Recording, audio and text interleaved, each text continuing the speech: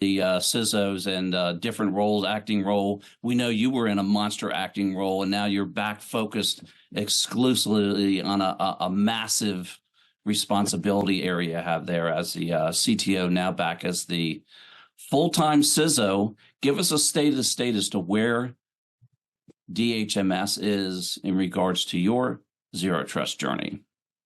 Yeah, sir. Again, thanks for having me on. We're very similar to a lot of like cabinet level kind of pieces, right? So we have a lot of integration that we have to deal with. We have DHA as that larger fourth estate type agency, but we also have other federal partners. We have industry that we have to help work and integrate with. So for us, the progress that we do is how we're looking at the evaluation process, right?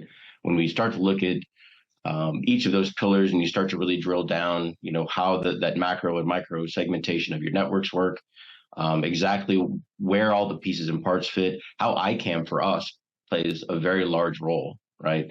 The ability to look at what a PIV, say for VA, right, and how DoD CAC works, but also how those security groups work within the Active Directory structures, how they have to have access, because you may have a physician, and one of our success stories with looking at some of that credentialing items is FHCC, the Federal Health Care Center there in Chicago.